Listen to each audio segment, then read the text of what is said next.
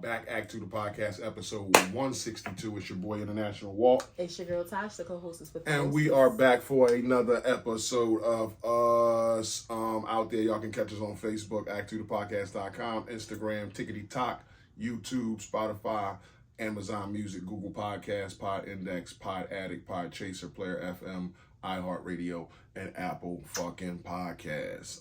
Type us in, we'll pop up, and you can check us out. And newer episodes to be uploaded. Absolutely. How you doing? I am doing magnificent. Talk about it. Share. I feel good. So mentally I'm a 10. You know, I feel great. My husband is healthy. I'm healthy. You know, our family is healthy. We're safe. I just feel really good. I don't have anything to complain about. You know, peace. It's a certain level of peace that I feel like I have, and it's growing. I do have a little rant about social media, but that's a side conversation. But not to cut you off, but have you learned to not, because it's peaceful and like you just named a bunch of good things, of not having that thought of, oh shit, the shoe won't drop? Well, you know, I know that used to be you. Yeah, in some cases, but no, I don't feel like that, because You know what? I feel like God is in control of everything, but I'm in control of how I allow things to affect me. Like, even like, you know, if I hear conversations about certain things, or, you know, certain comments that people make, it don't affect me like it used to. You know what? I no longer feel the need to, and you know how I used to be, well, you know, in some instances you may not have known about, like, as it relates to family stuff. Like, if I hear somebody say something about me, like, I'm addressing it. Like, I just don't, not that like anybody was saying anything about me, but I always had that need, like, you gotta hear what I gotta say. Mm-hmm. And I don't have that need anymore. I don't care. I don't have the care to explain myself, to justify myself. Like, my heart is in the right place about all things in my life, good, bad, or indifferent, and that, you know, gives me peace. So I don't have that feeling of, oh, the other shoe may drop, because you'll drive yourself crazy, and you'll, like, I don't want to say manifest those things, but it's like you will your thoughts, you'll start to attract that. Mm-hmm. Like, and you kind of got to live in the space of reality where you don't want to feel like, oh, nothing is ever going to happen, because then you'll be completely shattered if and when something does. Right.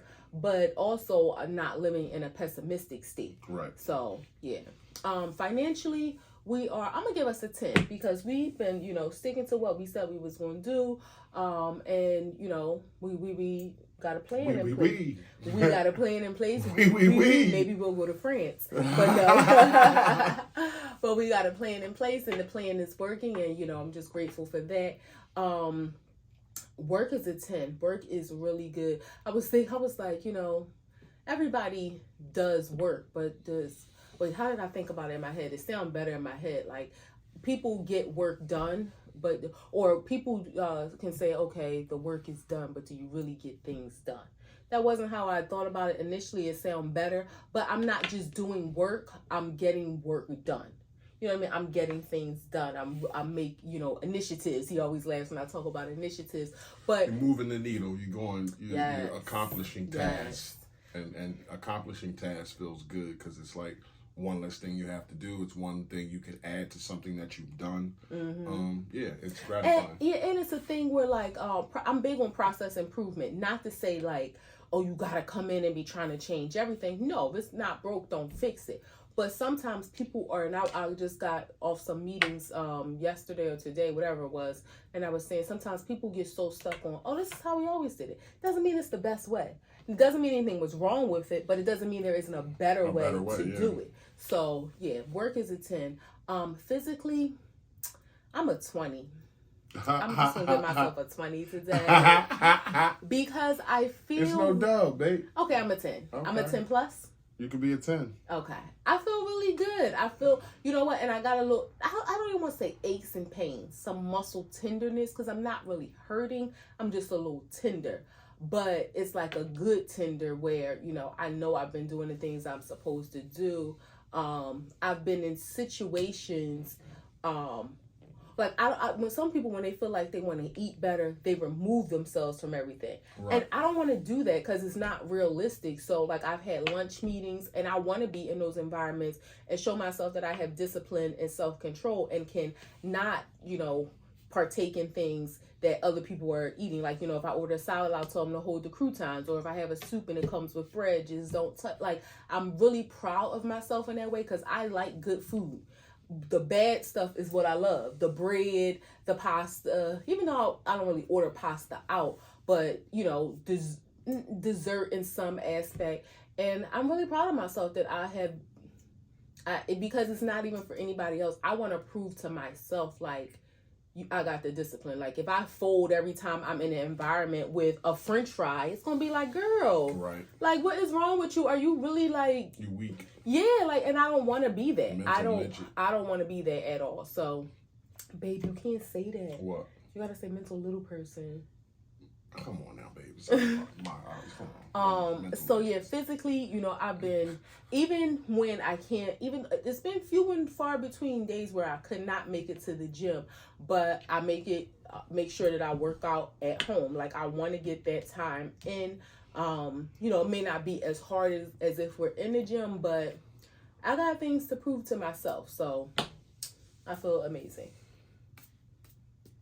Thanks, baby. How are you? I feel good. Mentally, I feel like a 9. Yeah, I feel like a 9. That's just because other factors are playing into that, like work. Finances, I feel like we are a 9. I think, you know, our plan is in place and things are happening, so I'm happy about that. Work is solid 8. It's just a lot of moving parts, a lot going on, a lot of chefs in the kitchen, and it's moving like updates to come. I ain't forgot about y'all, so we will see this whole process. Physicality, I feel like I'm a 10. I feel good. Like she said, I have some tenderness in my biceps and my body. Y'all can see the shirt and the you know, I ain't even y'all can just see it. I don't have to say nothing. Just flex a little bit and you can see it. You know, it's weird. I was thinking about your shirt, right? So you're going to get to the point where technically you probably can size down, but your arms, though, we not going to size down. I want to stay like that, where I got some stretch on it like that. What I'm saying, though, you don't want it to like look all big and baggy in here. So it's like you're going to have to find like a compromise, because it's going to get to the point where it's going to be like, okay, your arms is buff, but your body's small. So like, what your shirt's about to do? You're going to have to like give them a little slit in the... I'm a 10. In the backside. I'm a 10. Yeah. Wows and woes. Ups, downs, stops, goes, blacks, whites. Yes and no. You know what? I'm going to say my woe, and this is like a little lighthearted, but y'all, I forgot to pay for my kids to have their weekly ice cream. And my niece said, I embarrassed her in front of her teacher. Mm-hmm. And so, you know, their school, they have like this program, which they have a couple different programs where they can, you can pay for like different field trips and all kinds of stuff through their website. Their birthday, I'm going to do this too you can do a birthday package where like you pay $25 and they provide cupcakes for the class. They get the kid like little treats for everybody. I'm like, that's so convenient for parents who like can't bring stuff to the school to, you know, participate and thoughtful. So anyway, they can get ice cream every Friday. You got to pay for the semester. It's only $18 a kid for the first half of the year, and then $18 again for the second half. Well, I got 3 of them. You know, the first semester they was taken care of. The second semester, after they came back from winter break, I forgot. And when they asked me about it, I'm like, oh, you know, I'll take care of it. Like that Tuesday, Wednesday, we talked. So they was expecting to be able to get their ice cream that Friday. And my youngest niece said, when she went to her teacher, she was like, my aunt paid for it. Like, is my name on the list? And she told her, no, your name is not on the list. So my niece was like, hey, you had me all embarrassed in front of the teacher, me telling her you paid. Well, she was telling her mom, like, I told her my aunt paid for me and my name should be on the list, and it wasn't.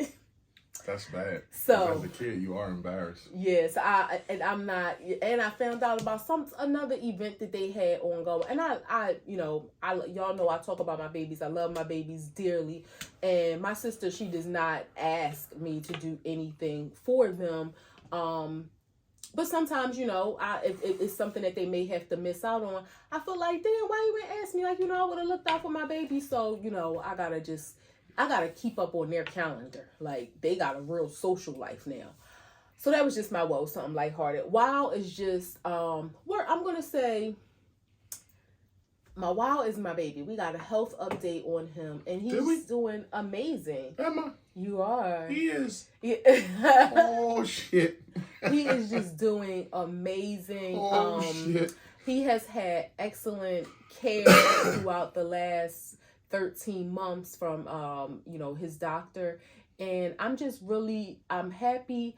I stay in a place of gratitude, because if I allow myself for 1 second to think about the what ifs, then I fall apart. So I'm filled with extreme gratitude that he is, where he is, and that's my wow. I'm just, not that I doubt it, because I know he's been doing everything that he needed to do, and it's just good to hear that report. His doctor categorized him as an exerciser. Like, oh, since you're an exerciser now, it was like, oh, like, not like you exercise sometimes. Like, she said, you're an exerciser. Yeah. Like, you're in that category of people. Well, I do this. Yeah. So, that's just what I do. Well, what's your wows and woes? My woe is just work is just tough. It's tough on me mentally. That's it. That's my woe, is that work is strain on the brain.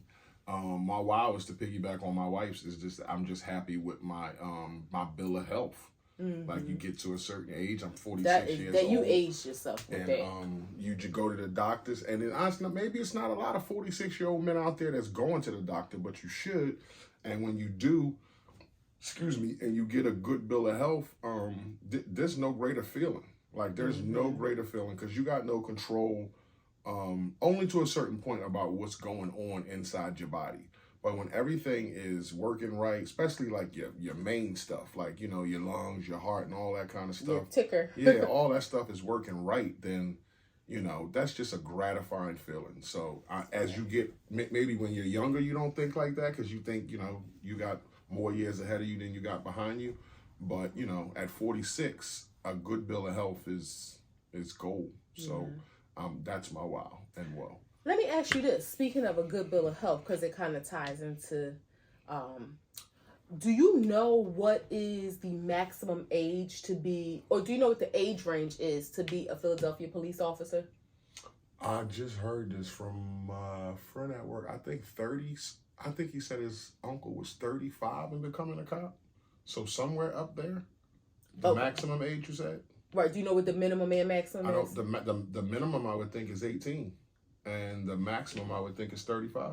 Okay. So one of my former coworkers from years ago, with friends on social media, I knew she had been trying for a while to get in. She had to pass the physical part. Like, she had to keep training her running, because whatever it is, like, you got to do a mile or something, whatever distance in its time frame. So I was surprised, but, congratulated her, because I know this is something she's really been trying, but I was kind of surprised. So I looked it up. The minimum age is 22. Okay. There is no maximum age to become a police officer. As long as you can pass the physical exam. She's 45.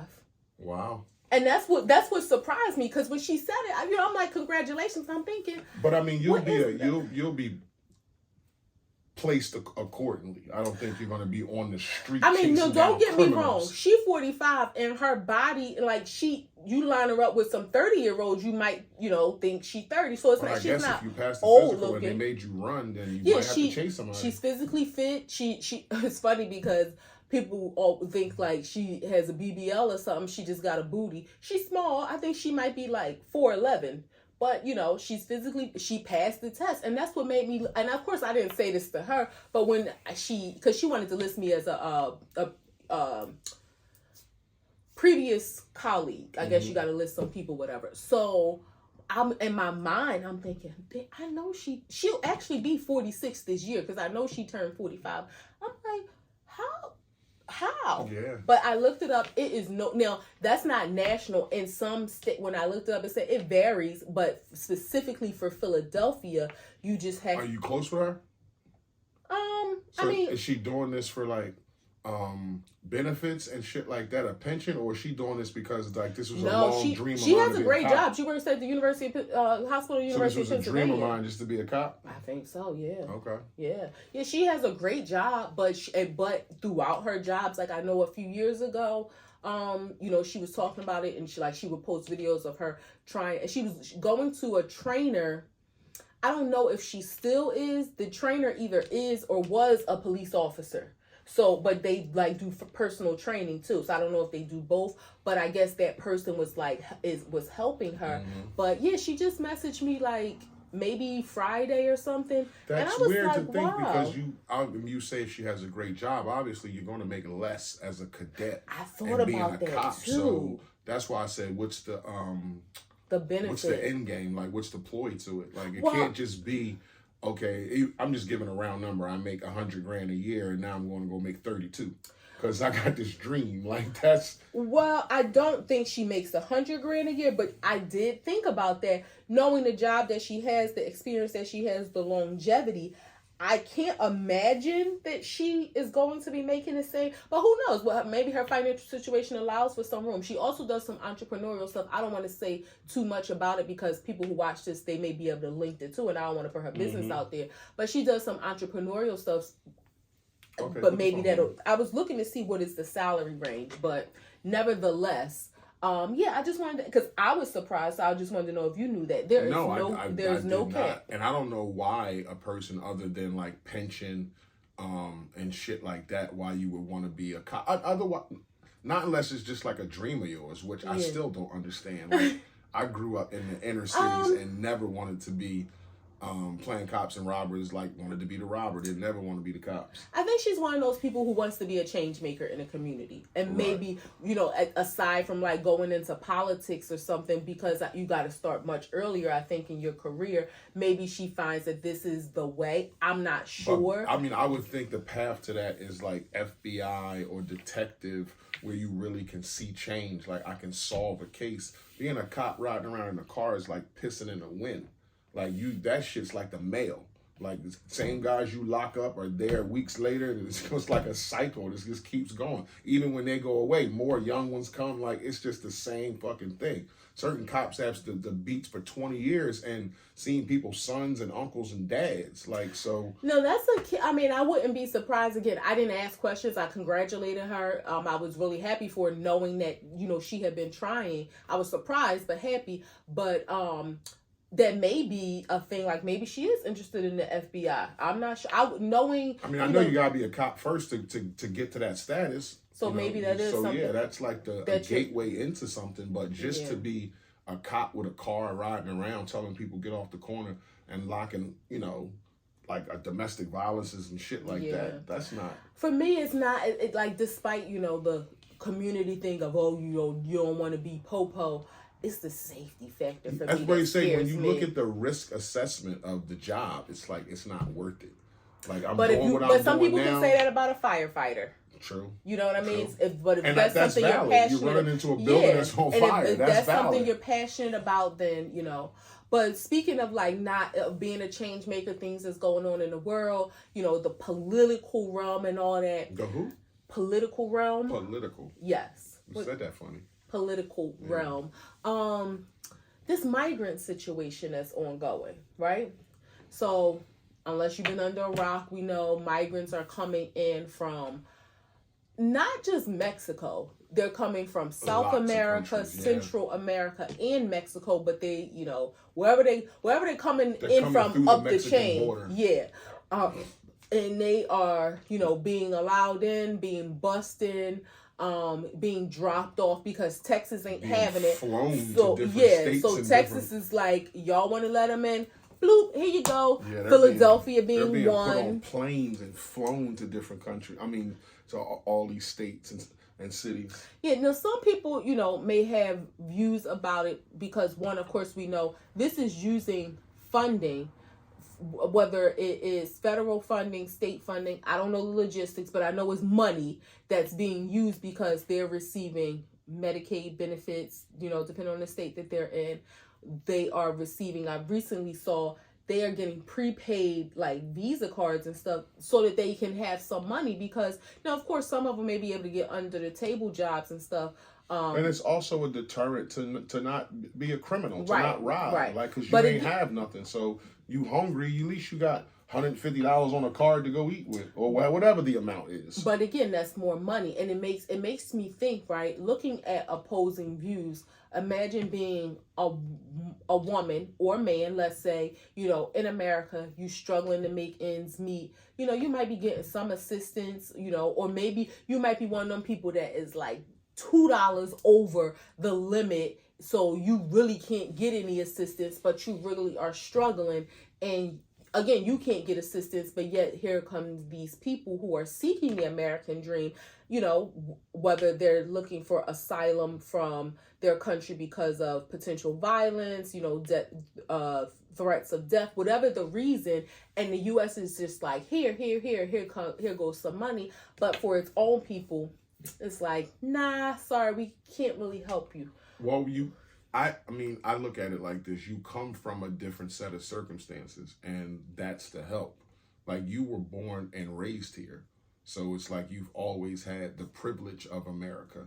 You've always had the promise of the pursuit of happiness and being able to go for what you want, make a business, all that kind of stuff. These people coming from these third world countries, like, they had it way rough than we had it. Like, we lived in ghettos. They live in slums. And when they come here, that's their first opportunity to, do something. Now, you shouldn't be coming here to be a criminal and all that, but that's their first opportunity at what we were born into. So I think there should be some grace given there. My whole thing is, I have a problem with the placement of the migrants, because like, you can't take these old places that's abandoned that may be down the street from a school and put 400 men in there with beds and stuff like that, and like that's their residence now, because it doesn't. You don't know them. There's no vetting process. Exactly. It's not a good enough vetting process where you got these people close to a school or just close to a community that used to come out and it was quiet and they used to walk their dogs and everything was fine. And now you got these men just roaming around because it's an all men place. So it's not women too, but it's like these men just roaming around, and it's like, you don't know who they are, how old they really are, like what they into, what they're doing. Half of them don't speak all English. So that's what I have a problem with. The money and taxes and stuff like that, I never know where the fuck our tax money is going anyway. So that kind of stuff don't really upset me, like, oh, it's coming out my pocket. Like, things went up a penny higher, 2 cents higher. You notice it or you don't. But I don't care, like, to say, to make a stink about the money. Like, you know what I mean? Not so much. I don't look at it in the sense of, oh, it's going to make because our taxes, they're going to do what they want. Yeah, and you don't know where the shit is going. But what I do think about is the educational systems of our inner city communities here, the homelessness population. So a lot of those issues and problems in America that need funding, and they can't find money, or it's a cap on funding, whatever the situation is, but yet, oh, we have money for this. Let's not even bring into the equation that I just saw on the news, them trying to get $95 billion approved for more money to go to Israel and Taiwan. Completely different conversation.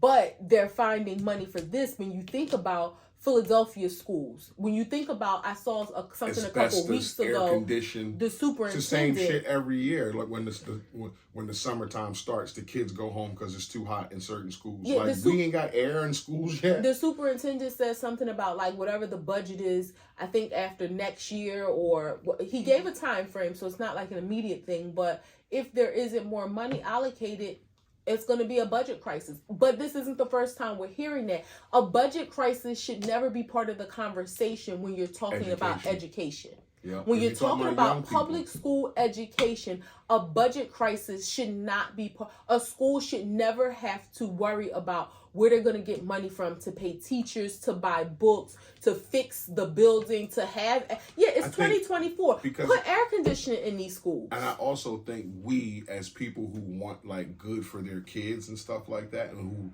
have been through the inner city schools, we want the we're looking at it from an education, like school is an institution, education is an institution. The government looks at education as a business. Yeah, so that's the problem with it. They look at it as how much money it makes as to how much money they give it. Mm. So it's like, and again, it's like you have something. These people are coming and starting from zero. You're asking for $95 billion when you already, you already had 50 million. So it's like, they're starting from zero. We're starting from 10 or whatever. And it's not even. So you got to have a little grace there. Yeah. Now, another gripe that I have, and again, if you're coming from some desperate situation where you are seeking a better life for you, your family, by all means, I don't necessarily blame the people. I blame the government for their handling or mishandling. Whereas again, they're allocating funds for them. That's great if they need it. Have that same energy for Americans. In addition to that, why is there a difference on how it's handled when we have the Central American migrants coming here versus the Haitian migrants? Would this be the same energy if boatloads of Haitians, Jamaicans, those that are darker skinned? That's a problem. Yeah, you remember the airplane of the Haitians that they were forcing, back on the plane that's a problem. Yeah. That's a problem. But they don't like, the government don't like black people. So that's where I'm saying, like, when I understand it's a problem, I can acknowledge that, I receive that, but that's the reality of where we live. That's the reality of this country. Yeah, like that's the reality of this country. Like it's all a business. It's just all a business. Like, we're not going to let Haiti people in because they're real dark Haitians. Black. Yeah, Haitian people in because they're real dark black people. Same thing with Jamaican people. Like, and I mean, I don't think not that they running from something. Yeah, I was gonna say I don't think there's a flood of Jamaicans, but I'm just thinking of the darker skinned people. Hell, if people from the Congo where there's war, no, I'm not being stupid to think they're gonna get on a boat and sail from, Africa. Well, first of all, they have to get to the shores of Africa and then sail here. But fairy tale land, if that was to happen and they showed up at the shore, we know that there's a genocide going on there. So we would know, okay, of course they're escaping for their freedom, for their safety, for their life. Y'all would probably do the same thing, put them on a plane and fly them back. That's dead wrong. So the pushback would be, didn't they give us money when we needed it, when the pandemic was here? They gave everybody, all this stuff, PPP loans and all the checks that went out to people. People was overpaid. Like, people made more money sitting home than they did if they went to work. So the pushback, I think, would be they did give money to the people in America when it was a crisis. But again, and are we asking for $90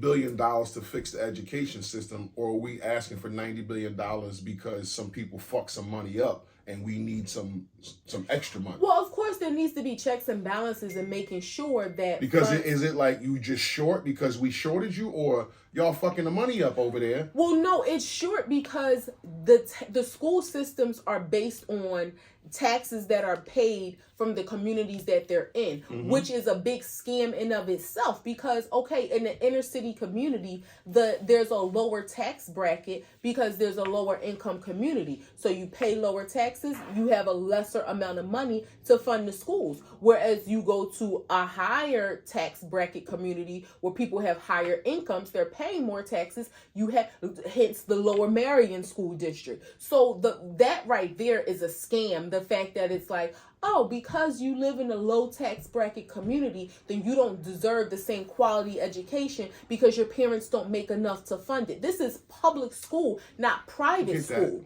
I get so that. But yes, But I don't think there should be checks and balances to make sure that the need for additional funding isn't because of somebody misallocating funds. Right. But at the same time, when you talk about the pandemic, I'm not talking about, like, yes, that was a crisis. They did what they could do. People took advantage. Some people benefited from it. I'm talking about holistically looking at the problems in America, like homelessness. There are far too many homeless people, and yes, there's programs, but it's like, how? And then you're dropping these migrants off in major cities where there's already homelessness as a major issue. Why not take them to Montana? Why not take them to? There's nothing there. There's land there, but there's nothing there. Who's paying to build homes and houses? They're paying money they're paying money to hotels to house these people, giving them food, giving them supplies. You could use that same money. I'm sure there's some buildings or something there in Montana where you can do the same thing. They probably ain't going for that, or people who own that land that ain't going for that. Like this, that you can't just move to Montana with a bunch of white people and just say we dropping off all these immigrants. You can't do that. That's just the way America is set up. Like, those people will have a fit out there, and it's not like a densely populated place, but a lot of people own big land out there. There's animal reservations and shit like that. I threw Montana out there but there are other places that are less densely populated than New York City. Exactly. And you pick a hotel on Fifth Avenue to New York City of all places. Right. And you pick a hotel on a busy street and say here. But it's like one of them less fortunate hotels that they say give us the top 8 floors and they're gonna live up there. Yeah, it's just... So what your stance is, because you seem to have a stance of they shouldn't be coming in anyway. Well, because no. You seem like they shouldn't be getting money. If they do come, we're missing out on the money for the schools and shit. So should they be here or not? Should we be a sanctuary place? I think the United States has enough money to help them as well as help us, as well as extend that same courtesy to others. So I'm not saying that they shouldn't come, because again, I wouldn't want to be in that situation, or my grandmother or somebody like who are genuinely seeking for a better life. This is God's land. The fact that we got this border stuff anyway is crazy to me, but I know it's necessary, but it's a little bit crazy. But yes, that's all the way crazy. Yeah, it's all the way crazy. When we go places, it boggles me how like I can come visit a place that the people who serving me and work can't come visit the place I live. Yeah, that shit blows my mind. Yeah. So I'm not saying that they shouldn't be able to come. I'm saying how the government handles it. There needs to be some evaluation. Somebody needs to call them to the table and say, okay, you want to help these people? By all means, they need help. They're coming here. And again, it stops crime because now they don't have to, commit crimes to feed their families because they're coming with families. You can't just dump them here and say you got $0 in your pocket and here you stay at this hotel. Right. The fuck they gonna eat tonight? Now let's balance that with saying, you know what? And I don't know how you do this, and it may sound simpler, it may sound easier said than done, but it's possible. The government they pull money out there behind this $95 billion that they're considering to send to other people. So it's like y'all have money, so it should be some sort of equitable funding for the migrant situation that they're helping, as well as here, our homestead and the people that need help. If I put this $95 billion over Ukraine, I'm gonna get a favor in the pocket of Ukraine, and that's bigger than anything I could do for y'all. That's why politics are like that's the biggest crime all a syndicate. Business. It's like I'm sending $95 billion over there on top of the $60 billion that we sent and the $40 billion that we sent. But guess what? We so deep, we so deep in the pocket that y'all are part of what we doing now. So we gonna, the UN and all that kind of shit. Now you got, it's a democracy over there now. Like the shit we got, you can vote, and like it's crazy how it's all just a business. It's all about money. It is. So Yeah. So yeah, that is my stance. I'm not against it. I just feel like the government needs to look at how they are mishandling the problems we have here. It's like you being, hungry, or your shoes run down, and you need a haircut, and your mom is taking care of the neighbors. And literally, let's just talk about it. How do you fix homelessness? Like, what are you going to do? Some people are homeless by choice. A big majority of people are homeless by choice. Behavioral health is a big issue. Yeah, so if you put all this money, let's just say you put money, because there are it's resources available for homeless people. So let's just say they put more money in it, and it's more resources for homeless people, and they go through these programs and therapy and all this kind of stuff, and say like 40% of them end up homeless again. And then another 20% end up homeless just because it's choice. I wanted to be out here. Like, I want to be off the grid. I don't like the struggles of life or whatever, and I want to be out here. Then you got some drug addicts who, might revert back to their old habits. So again, like, how do you can't take 60,000 people off LA streets or New York streets or Philadelphia streets and build 60,000 houses. No, absolutely. Again, talking about education, you start at the root of the problem. You start at the root of the tree so that it grows healthily. Doesn't mean that a branch won't fall off. Doesn't mean some leaves won't turn brown, but the whole tree won't die. So you start at the root of the problem with education, giving people job opportunities. Where they gonna stay at? No, I'm talking about education as far as children, because the educational system has been built for a long time. I was talking about the homeless people. I know, but what I'm saying is some people become homeless because they lose their jobs. They don't have enough. Like, some people literally, they can't finance their life. They become homeless. Now, over years, it compounds. It compounds, and it evolves into behavioral health issues, drugs. So I understand there's other factors that come into play, but then that's when you gotta look at the healthcare system, the access to health, access to healthcare, behavioral health treatment, including substance abuse treatment, or now they call it substance use treatment. So you look at all of those factors, but again, it's kind of like these are the like key words that they want to say and throw out when it's Mental Health Awareness Month and this month and that month. But where is the real effort being put behind driving those initiatives to really see some change, to really effectuate change? Y'all can talk about it every year when y'all do y'all budgeting, but I think the money that's budgeted, the scale ain't don't come here. It's not for the money ain't budgeted for us. It's just not. It's budgeted to take over other places.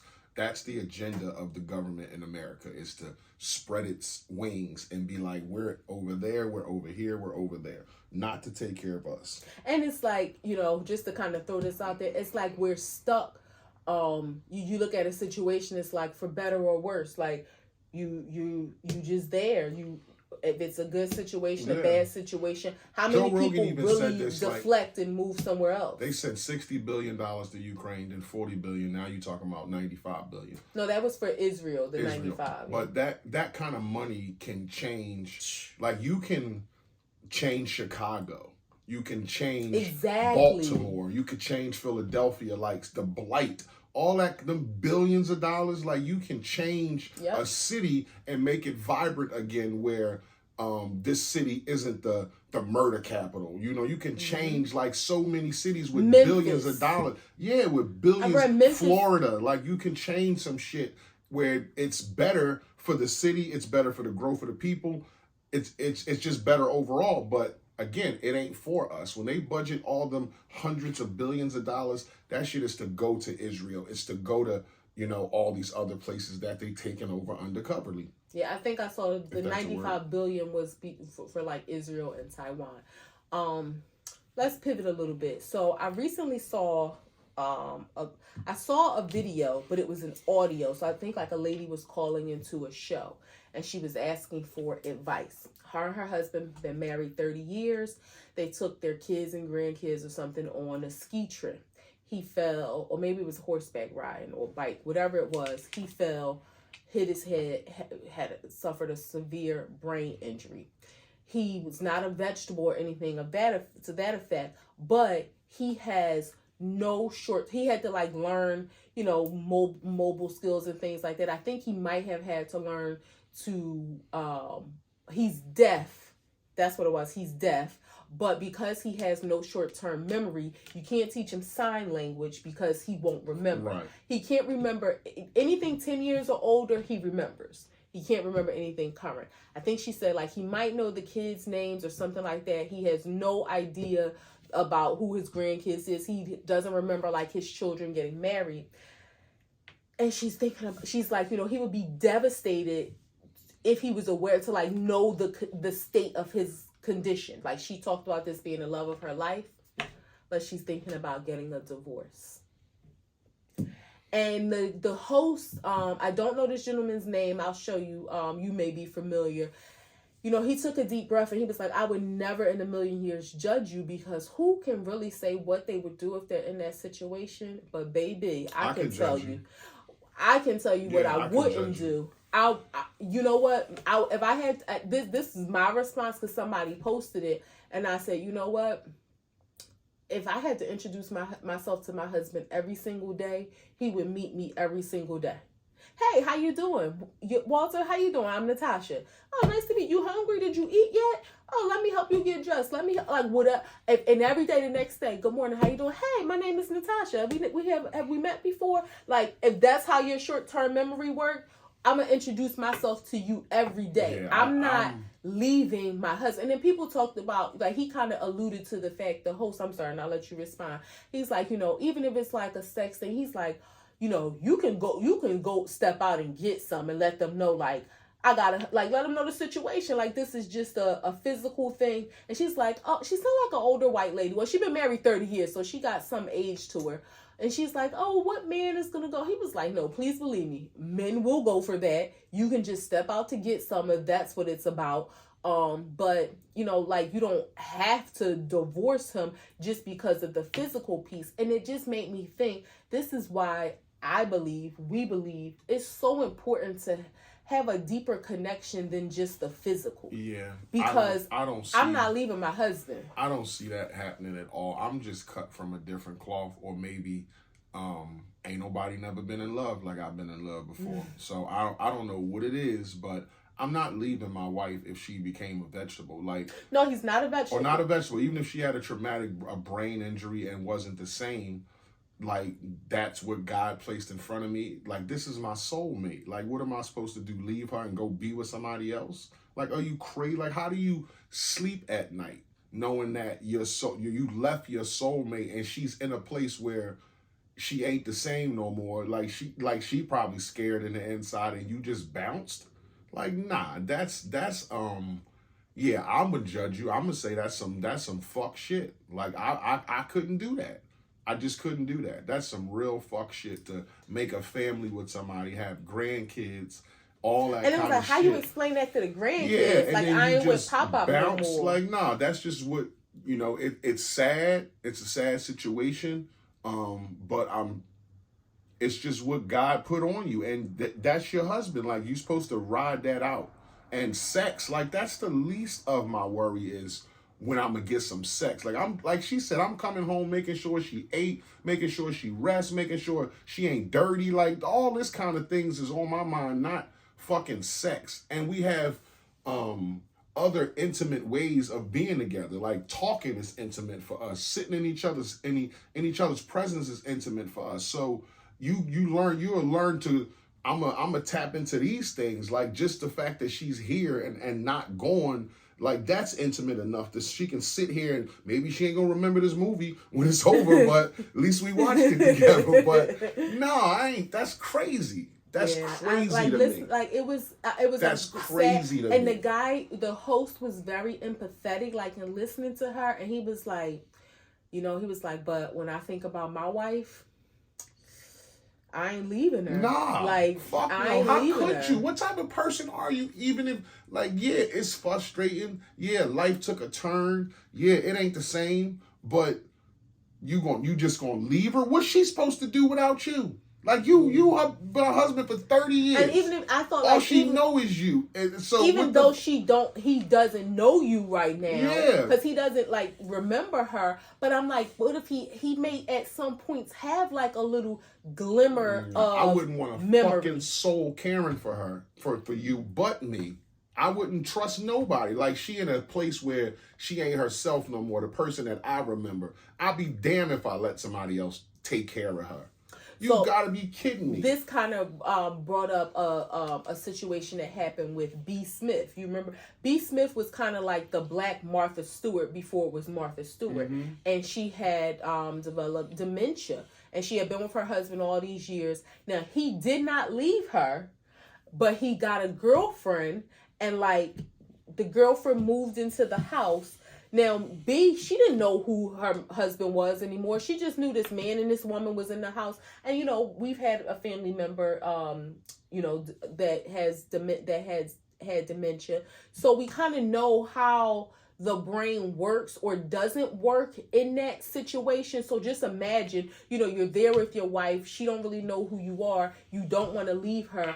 But now you have another girlfriend. Like, even that to me is like, you gotta respect the vows. And I just feel like God will honor that, and you respecting the vows of your marriage. Yeah, what do you do the first night you just go and lay down with somebody and your wife in the other room, even though she don't know you her wife. Not even in the other room. What if you left and got the divorce and your husband, you mean in that situation? Is in another place or wherever he's at, and somebody else is taking care of him, and you land in a new relationship in a new bed, some man on top of you, and your husband ain't a thought in your mind no more. You just moved on. After 30 years? No, what if she did something? What about that situation? Nah, I'm not doing that either. I'm disrespecting my wife in every sense of the word. I'm disrespecting the places she sat, the places we had sex in, her favorite room, the way she sat on the couch. Like, you can't touch nothing in here. You can't come in here. Like, everything would be, you like, nah, you can't sit here. You can't sit here. You definitely can't sit there. You can't be nowhere in here. Yeah. You can't be nowhere in this house. Yeah. Because everything you touch, like, got Tasha on it. So, nah, you gotta be kidding me. Yeah, I just thought that was just it just made me think, like, wow, like, and I would think 30 years as either one where you already creeping, because how can you even think to connect yourself to someone else? Even if that's white people shit. I'm sorry, that's white people shit. Like that's crazy. Even if you thought to yourself, oh, this is too much to take care of, but like the thought of wanting to leave him to be with somebody else, I would think if I was your kid, I'd be like, mom was cheating, because there's no way in the world your mind could be on being with somebody else. Yeah. And your husband had a traumatic a brain injury, and he's not himself no more. Right. And he's gotten himself back to, I guess, where he can be for now. And you like divorce him because he don't remember 3 hours ago. Yeah, he don't remember anything. He can't talk. He remember you. He remembers some of the kids if they 10 years or older. No, he don't remember the wife. He don't know the wife. Okay. He only knows, I think, the kids. He don't know the grandkids. He don't know the kids got married. So, like, he remembers the kids, but he don't remember, like, anything current about their life. Nah. He only remembers, like, anything prior to 10 years. But, like, you know, I don't. But what's his state? Like, did they say, like, what his state? Is his state like me? Like, I'm talking now and everything is quick and he just don't remember shit short term? Or and is he deaf? You can tell he had a... Well, he's deaf, okay. too. So, but they can't teach him sign language. I know, but can you tell, like, he had a brain injury? Maybe so. Like, I think it's visible that he had an injury. Okay. But I don't think he's, like, incapacitated. Because, again, she didn't say that they can't teach him sign language because he doesn't have the learning ability. She just said they couldn't teach him because he won't remember, which lets me think he still has, like, he has some brain function. He just doesn't remember. Nah, I'm gonna judge you. That's some fuck shit. And it's a special place for people like that who would just bail on that's like bailing on your life. Like 30 years I spent with this person. We had children. We got grandchildren. Mm-hmm. Something happened to them and it's like, all right, peace. Too much for me. Yeah. Like, what about all the shit we've been through in 30 years? None of that was too much. Right, that's crazy. Like, that's crazy. Super Bowl Sunday. The Chiefs won. Patrick Mahomes. Were you excited about that? I mean, I like to watch greatness. So, yeah, I don't, don't get me wrong, I wouldn't have been upset either way, but I like to watch greatness. And Pat Mahomes is on the trajectory to reach Tom Brady, which Tom Brady is my favorite quarterback. Obviously, he got 7 rings. But, no, that's not like, ooh, like, he young enough to, like, if he plays that long, he could get there, but he got to keep winning. You got to win 4 more Super Bowls just to tie Tom Brady. So you got to win 5 to pass him. That, you talking about 5 Super Bowls, that shit ain't easy to do. Right. You know what I mean? So he's won his 3rd, but he's young. So he's got room to do that if you keep winning like this. And stay healthy. Yeah, that's but if you don't factor. do that, then of course you're not going to reach Tom. But the game was good. It was a little bit trash in the first half, and then it came back and was super exciting in the second half. I was surprised to hear that this was only the 2nd time that they had overtime in the Super Bowl. Yeah, they don't usually go to overtime. Wow. Yeah. I mean, I know it's not like but it's a and this thing is in like 58. the 9th time I've heard players not know the overtime rules. This goes back to the Eagles in Super Bowl 35 or 39, like not knowing the rules to the Super Bowl, to the end of the, be like people was on the sideline just like not knowing that you play until the score is offset. You don't tie in the Super Bowl. And people was like, I don't know like what was happening. Like the clock was ticking down. You're going to play another a quarter. Like, I don't know. Like you're a fucking football player and you don't know halftime. Well, I tell you, they didn't do a good job of explaining it, because when the ref was saying, or when the announcers was like, basically you start a new game, I'm like, how? Like you can't possibly make them play a whole nother game. They didn't do a good job of explaining it. You start a new game. Okay. So you play, the only time you win on the first play where the team don't touch the ball is if it's a defensive touchdown. Okay. So if they get an interception and they run it back, game over. Win. But each team gets a chance to possess the ball. So you come down, you score a touchdown, the other team gets a chance to come down and score a touchdown. Now, if they don't, then it goes to second quarter? No, you win the game. So, okay, so it's a new, but if they do and it's tied, now you go to second quarter. Yeah. And so when you, if it's fourth quarter and the game is ticking down, they usually go into like a drive because the game is ended. They wasn't doing that because they knew they had to play another. Right. Yeah, so you want to kind of reserve. And the Super Bowl doesn't tie, so you can play a whole game until this. You know what I'm saying? So that's why we said we start another game. Okay, but see, so he left off that part. We start another game, and we'll play another game unless there's a winner at the end of each quarter. So that's what he kind of made it seem like you're going to play a whole nother game and whoever's the winner at the end of that is the winner. But that's not how it goes. You start another game at the end of first quarter, whoever's up will win. If it's tied, we'll go to second quarter. Who's ever up will win. If it's tied, we'll go. But so he didn't give that little caveat because I'm like, another game, they're going to be exhausted. And I'll tell you, I was exhausted. So I was like watching with one eye open, like literally, because I was so tired. But I was kind of confused. Yeah, it was a good game in the second half. Again, I like to see greatness. Andy Reid, root for him. But the halftime show, Ursha. I liked it. It was exciting. It was energetic. Let me just say something. People out there, and I even got a loved one who wrote on social media, best halftime show ever. And it's like, whoa. Like, pump the brakes here. Like, I understand the recent bias that people have because it's like, we just saw it. Mm-hmm. But do we forget about Michael Jackson disappearing and popping up in different places at the Super Bowl? Like 5 different places. Do we forget that Prince sung Purple Rain with Purple Rain, like falling down, and we don't know how he did that? So, like, there's a lot of performances that happened that were better than that. Usher's performance was like top 10, but top 5 and not top 3 and definitely not top 1. I saw some people say like top 6, like him being like number 6 or 7.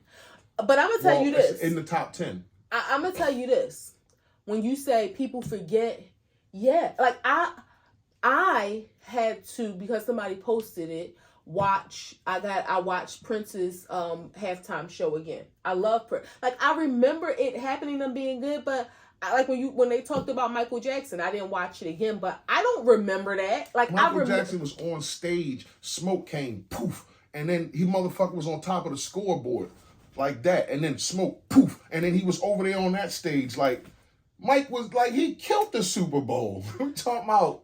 Maybe I'm usually pretty good for, but you know me and TV stuff. Like I remember them performing. I remember Beyonce performing. I don't remember her performance. I remember liking it at the moment. So I think that's how people are. They judge based on, oh, this was great. This is the best ever. Recent bias. Yeah. So, I mean, I understand.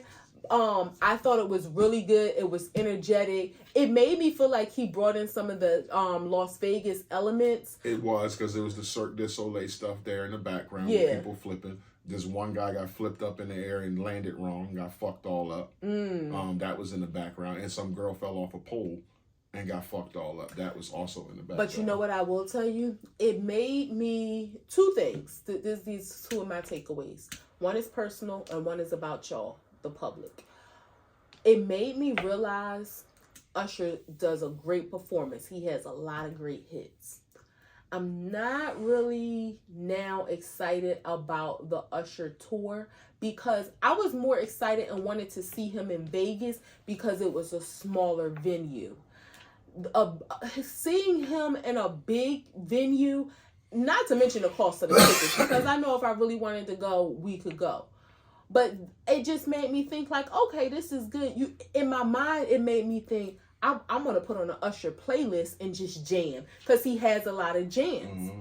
But it made me think, and people were saying, like, oh, this boosted his record, his ticket sales and all that. Maybe it did. But for me, it made me think, damn, I'm mad that we missed him in Vegas, because I don't want to see him in a big arena. I wanted to see him in that small, intimate setting. I know my husband don't want to see him for the sexy factor, and not that I think he's sexy. I think he gave a sexy show in Vegas. So that's what I wanted to see. I don't want to see the Usher pop locking. I mean, it's good to watch on TV for what it is, but I don't want to see it in a big stadium. I'm a fan of Usher. I was when he first came out, so that's why I would want to see him. Like, I'm that much of a fan that I would pay for a ticket to see Usher.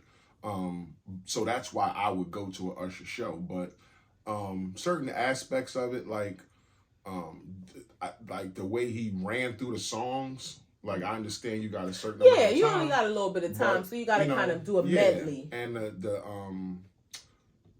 I just thought, like, that was a little bit off. The medley was good of all the songs he picked. I did like the way he started it off too, but I think he gave some songs longer time. Like one song, he said shorter. One line, and that was it. That was 7 o'clock on the dot. I'm in my drop top.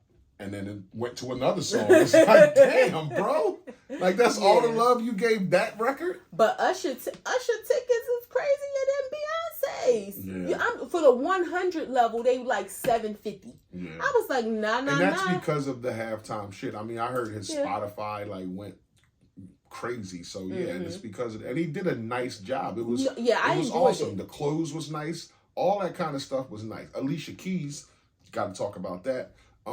They're performers, y'all. They're performers. Yeah. They got a long history of doing records together. They both got wives, and I mean, they both have spouses. But they're performers, and that's what the Super Bowl is about. It's about performance. And the song was My Boo. Yeah. We know they're not in a relationship, but they got to make it feel realistic. So I give the grace for that. I'm also going to contradict myself and say I'll whoop Usher's ass. Like, he out of pocket with that too. He out of pocket. I know he a performer. I know she a performer. But that ain't your boo, bruh. She's somebody else boo. You can sing the song and all that shit. And I give grace for that. But I whoop Usher's ass. He all up on the ass and the side. And, like, but I think there may have been some space we just couldn't see. No, there was no space. There was no space. Okay. There was like hip to butt. And Alicia Keys was looking real good. She was looking thickalicious. I said, okay, And I kind of heard her voice crack in the beginning. Yeah. And I kind of just didn't mention it. And then the next day, it's like they fixed it. So they made a big thing about the sound. CBS went back and fixed it so that now when you hear it, you don't even hear that crack in her voice. Which I think you leave that there because A-Keys sing from the heart. And that happens to singers. Like, it fixed itself just like that, and she went into the song and sounded great. This is my thing that this was, for the first time in a long time, it made me feel my age, because you know how grandmoms used to say, if you don't have nothing nice to say, don't say it at all. That's all that could ring through my head. Society really showed their true colors. And I'm not going to just say society, because I don't really have any, I have a few white friends on social media from high school, but black people, y'all are so judged. Like, people couldn't wait for them to get off stage to start. I was like looking like what's wrong with, and even that's the people that tweet and Instagram in real time watching the show. But I'm just saying, the negativity. People were saying this ain't top 5 to me, or this performance was mid. It was like so fast, the judgment, and it really. I mean, I don't know. I don't want to say like I'm naive, because I know people always got something to say about everything. It's social media. You talk. That's what you do. But there was so much negativity. The comparison that started immediately between, top 5, or no, it wasn't, and then. It's like the man ain't even get off stage and y'all let him know his performance wasn't good enough. Like, it drove me a little bit, like, I'm not gonna say it drove me crazy. That's all on it just like gave a bad shade taste. Rooms and all that kind of stuff where you can just go and talk shit. No, I'm talking about people, their actual posts. I'm not talking about the blog page. I'm talking about individual people saying this ain't a top 5 performance. Y'all crazy. This performance was mid. Or people saying nobody needed Alicia Keys there, or her voice sound awful. It was so much. I'm sure that's ratchet people. That's just hate. That's just people sitting back, can't wait to say something negative about something. And the thing that really popped in my head was, if you don't, we all give our opinion about things. Not saying you have to go with the flow and agree with everybody else, but you don't have to post every negative thought that you have about everything. One of the things I was grateful about, I was like, I'm happy my circle of friends, the people that I call friends, like, they don't do that. Because I didn't see that from anybody that's any of my friends. Not to say they may have had conversations, with wherever, in their houses or whatever, and may have had their own opinions, but they don't run the social media to down people. And I know Usher and Alicia Keys don't care about what none of y'all saying, but it's just ugly. It just looks ugly. It's like, okay, it don't say shit about them. It says something about you, who the one sitting there typing that shit. Yeah, it just really made me like everything about turn my nose up. Like, what is wrong with people? Like, okay, if you didn't like it, you gotta post that to say you didn't like it. Okay, whatever. Yeah, you could have turned it off. You had to keep watching it just so you could talk shit about it after it was over. Yeah. Like, you don't like it, cut it off. 3 grams? 3 grams. Kanye West. We don't usually talk too much about Kanye, but, people, they label him a genius musically, right? And I do think his ear for music and the way he hears sound. He hears sound in colors. That's, like, crazy to me, but he's smart as fuck. Like, he's paid $7 million out of his own pocket for a Super Bowl spot, and shot the commercial on his phone. Didn't put $0 in the production of the commercial. Went on his phone and said, "Hey, go to Yeezy.com. I got some shoes. I paid $7 million for the spot, so that's why I'm shooting this on my phone. Everything is $20. Go to my website." Dude sold 263,000 people something and made $19.3 million in a day. And guess what? What? I was one of those people. I'm just saying the genius behind it. Yeah, the genius behind it, and then the data behind it. Like, the fact that those people he got email addresses and all that stuff from those people now. Now he can market to them. Yeah, he can market to them, and he knows where to go for a show or something. Like, he know who will buy a ticket. Like, that shit is Well, crazy and not when only- you know the business like that. And you can see what are your biggest Google gives you those analytics. Well, when you no, look from at the that. sales, you can see what is the most sought after product. His shoes sold the most than the apparel that he had. Right, but what I'm saying is they have those Google analytics that will show you where all your sales went, where part they went to, and all that kind of shit. No, I'm not talking about Google. I'm talking about his business platform, like his cash register. It's showing, okay, this many people bought shoes, this many people bought shirts, this many people bought pants. Okay, we know to keep the focus on the shoes because that's where we got our biggest sales from. The Google Analytics will also show him what part, like you said, what part of the world people came to, how many people visited the site, because not everybody who visited made a purchase, but it gives you insight at how many people at least were here. I think it was like 27 million people hit the site that day. And this is something else that he did, which brand loyalty comes from customer satisfaction. Initially, the shoes, I don't know really about the other products because I didn't really look at them, but initially the shoes were $200. When he was going through all of that stuff with Balenciaga and Adidas and Gap and all that, he had said something about when he came out with his new line or something, everything would be $20. That was a rant he had a while ago. So then when he released them, maybe he forgot them, whatever. So when this happened, he said everybody who had already purchased them for $200, they were reimbursing them $180. And it's smart because what was I getting ready to say? God damn, I lost he said everything would be delivered in 4 to 6 weeks, which meant that he didn't have to come out of his pocket to purchase the inventory. Now he knows exactly how many to buy. Exactly, and then they can make it because it's already sold. Yeah.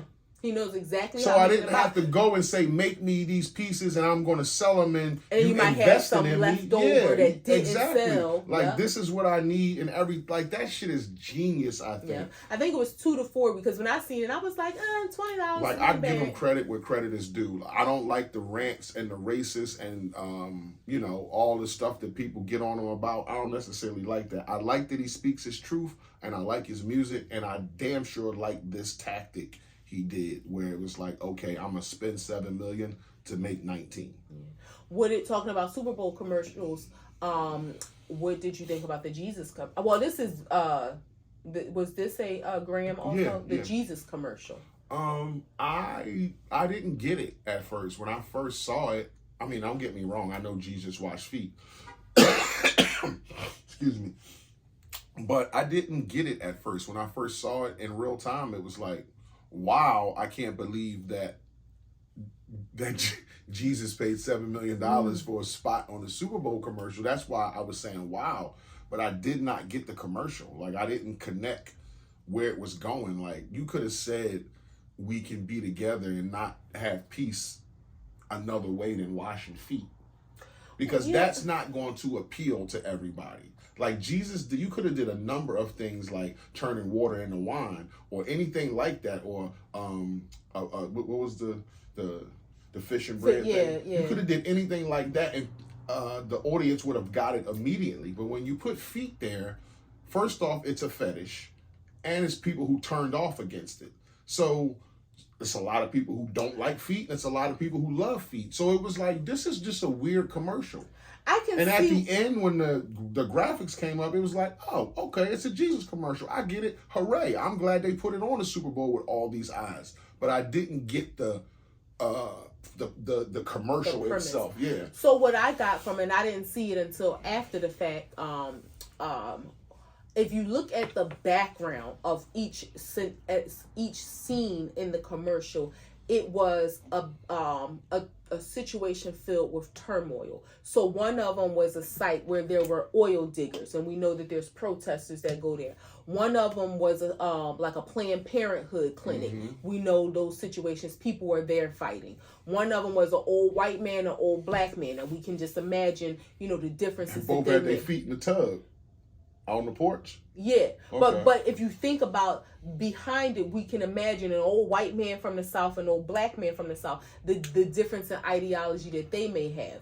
One of them showed a white lady and a black lady. Another one showed a Muslim, and I don't know. I'm guessing that other person may have been a Jewish person, not sure. So it showed these different scenarios of people who typically are at odds with one another, but showing even throughout all those situations, there could be a moment of love.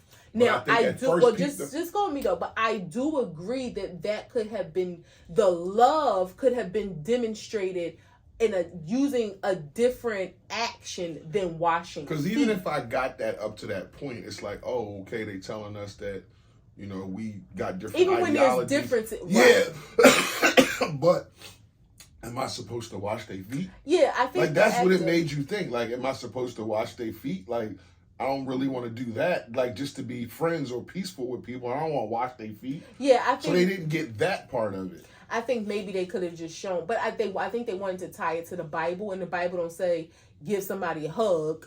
But you know, they could have shown that by giving each other a hug or something else. Why couldn't he just bring all peaceful nationalities of people like to a dinner and have that one loaf of bread, that one fish, and then pow, he feeds everybody, and then the quotes is, Jesus loves everybody. He gets everybody. That might be their next. No feet, no nothing. That might be their next commercial. Like, everybody gets that. I mean, those commercials have been playing for a while. Yeah. So I guess this premise. Jesus.org. Yeah.